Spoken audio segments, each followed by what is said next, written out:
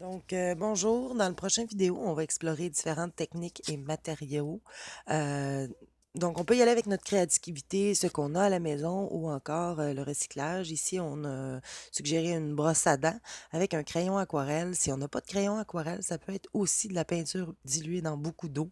On peut aussi recycler nos vieux vernis à ongles. Donc, les effets donnent un peu de la texture, de la brillance.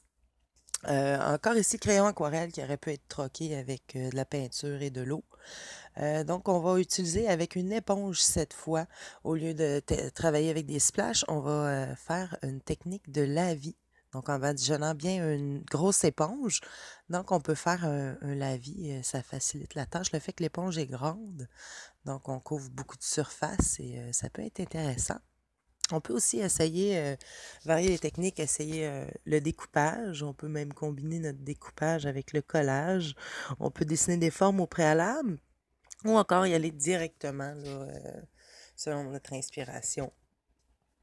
On peut aussi recycler des vieux contenants de nourriture. Ici, dans l'exemple qu'on a, on a pris un vieux contenant. Ensuite, on a gravé avec un objet plus pointu et on recouvre de peinture et ensuite, on peut imprimer.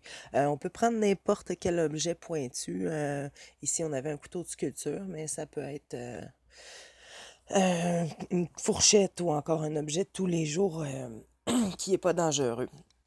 Ensuite, on a décidé d'explorer aussi le tape à dessin.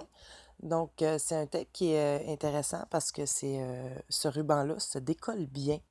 Il se coupe quand même assez facilement. C'est sûr que, bon, ça peut coller un peu pour les enfants. Mais ici, dans notre exemple, ben, notre assistante est capable et y arrive bien. On peut y aller avec différentes formes. On peut y aller à la verticale, à l'horizontale, à la diagonale. Ce qui est intéressant, c'est que ça fait des lignes nettes.